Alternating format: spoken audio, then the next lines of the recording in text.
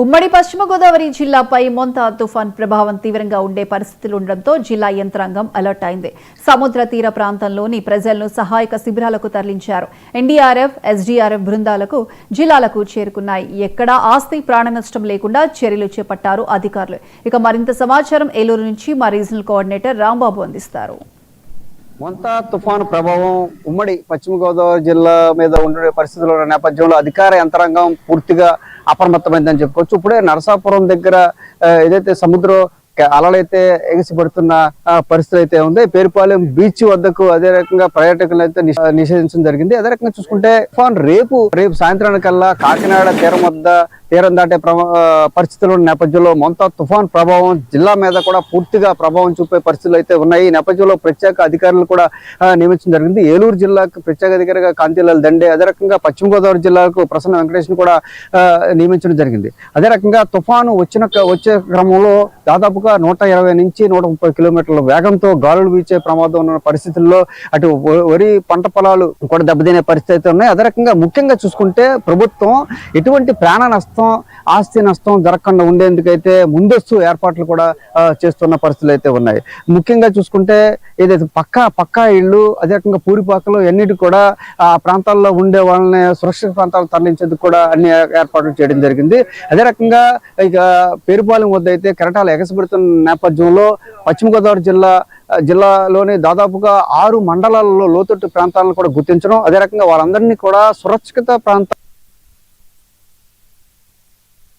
తరలించేందుకు అధికారులు అయితే అన్ని ఏర్పాట్లు చేశారు. ముందస్తు చర్యల్లో భాగంగా ఇప్పటికే ఉమ్మడి పశ్చిమ గోదావరి జిల్లాకు 10 ఎన్డీఆర్ఎఫ్, ఎస్డీఆర్ఎఫ్ సిబ్బంది కూడా రావడం జరిగింది. అదే రకంగా ప్రత్యేక అధికారులు నిరంతరం కూడా పర్యవేక్షణ చేస్తున్న పరిస్థితి అయితే ఉంది. రేపు తీరం దాటే పరిస్థితులు ఉన్నప్పటికీ కూడా ఈ రోజు నుంచి కూడా అన్ని రకాల ముందస్తు ఏర్పాట్లలో అధికారులు అయితే పూర్తిగా నిమగ్నమయ్యారని కూడా చెప్పుకోవచ్చు. ప్రతి గ్రామానికి కూడా ఒక ప్రత్యేక అధికారి, గ్రామ స్థాయిలో ఒక ప్రత్యేక అధికారిని నియమించడం జరిగింది.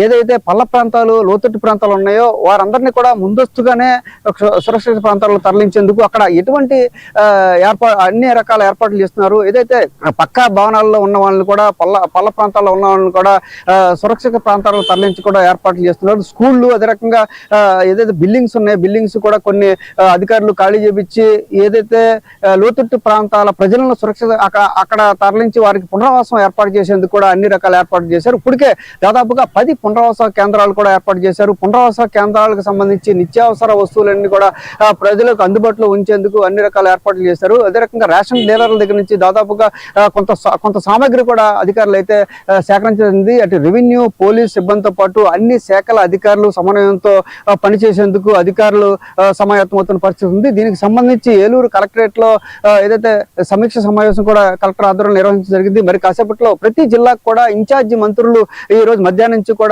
పూర్తిగా అధికారులతో సమీక్ష చేసేందుకు ఏర్పాట్లు జరుగుతున్నాయి. మరి కాసేపట్లో ఏలూరు జిల్లాకు కూడా ఇన్ఛార్జి మంత్రిగా ఉన్న నాదెండ్ల మనోహర్ కూడా ఏలూరు కలెక్టరేట్ నుంచి కూడా ఈ తుఫాను ప్రభావిత పరిస్థితులు, తుఫాను ప్రభావం ఎటువంటి ఉండేదాన్ని కూడా అంచనా వేస్తూ అధికారులతో సమీక్ష చేయనున్నారు. ఇప్పటికే జిల్లాలో చూసుకుంటే ఇప్పటికే చేతికి వచ్చిన వరి పంట ఉంది. అదే రకంగా ఎదురుగాలు ఉన్న నేపథ్యంలో రైతులందరూ కూడా ఒక పక్క ఆందోళన చెందుతున్నారు. అయితే ప్రభుత్వం మాత్రం ఈ మోంతా తుఫాను ప్రభావం జిల్లాపై పడకుండా ఉండేందుకు, ముఖ్యంగా ప్రాణ నష్టం లేకుండా ఉండేందుకు అన్ని రకాల కూడా చర్యలు తీసుకుంటూ లోతట్టు ప్రాంతాల ప్రజలే కాకుండా ఏదైతే పక్క ఇళ్లలో ప్రజలను కూడా సురక్షిత ప్రాంతాలకు తరలించి వారికి అన్ని రకాల నిత్యావసర వస్తువులు ముందు నుంచి అందించాలని కూడా ఏర్పాట్లు చేస్తున్నారు. గత అనుభవాల దృష్టిలో ఏ ప్రాంతాలు అయితే ముందుగా ముంపు గురయ్యే ప్రాంతాలు ఉన్నాయి, ఏ ప్రాంతాల్లో తీవ్రత ఎక్కువ ఉండే అవకాశం ఉందే ముందుగా అంచనా వేస్తూ అది సీనియర్ అధికారులను కూడా ప్రత్యేక అధికారులుగా నియమించడంతో పాటు ముందస్తు చర్యలు అయితే చేపట్టడంలో పూర్తిగా అధికారులందరూ కూడా నిమగ్నమయ్యారని కూడా చెప్పొచ్చు. మొత్తం మీద మోంతా తుఫాన్ ప్రభావం ఉమ్మడి పశ్చిమ గోదావరి జిల్లా మీద పడే అవకాశం ఉండటంతో అధికార యంత్రాంగంతో కూడా పూర్తిగా అప్రమత్తమైందని కూడా చెప్పుకోవచ్చు. ఇది ఇక్కడ ఉన్న పరిస్థితి. ఏలూరు నుంచి కెమెరామెన్ శ్రీనివాస్తో రాంబాబు, 19 టీవీ.